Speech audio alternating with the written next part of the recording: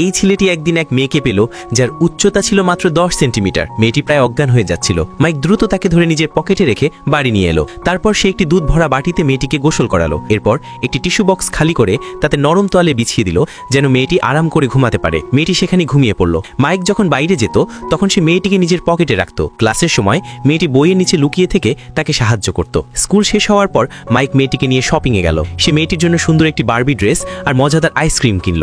মেয়েটি একটি সুন্দর রুমাল পেল এবং মাইককে বলল রুমালটা দিয়ে তার জন্য একটি পোশাক বানাতে। মেয়েটি রুমালের উপর শুয়ে পড়ল আর মাইক তার শরীরের আকৃতি অনুযায়ী মার্ক করল। তারপর সে কাঁচি দিয়ে কেটে সূচ আর সুতো দিয়ে সেলাই করতে লাগলো, কিন্তু ভুলবশত সূচটি তার নিজের আঙ্গুলে বিঁধে গেল। মেয়েটি চিন্তিত হয়ে পড়ল। কিছুক্ষণের মধ্যেই পোশাকটি তৈরি হলো, কিন্তু মেয়েটি সেটা পরতে পারল না। সে একটি বাক্স খুলল যেখানে অনেক সুন্দর বারবি ড্রেস ছিল। মেয়েটি সেগুলোর কিছু টুকরো নিয়ে নিজের ব্যাগে রাখলো, কিন্তু যখন ঘরে ফিরে এলো দেখলো কেউ একজন বাড়িতে ঢুকে পড়েছে। ভয় পেয়ে মেয়েটি তার ফোন বের করে পায়ের সাহায্যে মাইকে বার্তা পাঠালো। এদিকে দরজার বাইরে কারো পায়ের শব্দ শোনা যাচ্ছিল। ভয়ে মেয়েটি নিঃশ্বাস বন্ধ হয়ে যাচ্ছিল। ঠিক তখনই চোরের ফোন বেজে উঠলো আর সে তার সঙ্গীর সঙ্গে দেখা করতে বাইরে চলে গেল। হঠাৎ মেয়েটির মাথায় এক বুদ্ধি এলো। সে মিউজিক সিস্টেম চালু করলো। চোর আওয়াজ শুনে ভাবলো মালিক ফিরে এসেছে, তাই দ্রুত পালিয়ে গেল। মাইক বার্তাটি পেয়ে দৌড়ে বাড়ি ফিরল এবং দেখে স্বস্তি পেল যে মেয়েটি নিরাপদ আছে। মেয়েটি তাকে পুরো ঘটনাটা উচ্ছ্বাস ভরে বলল। তারপর ব্যাগ থেকে সেই ছোট্ট পোশাকটি বের করে দেখালো।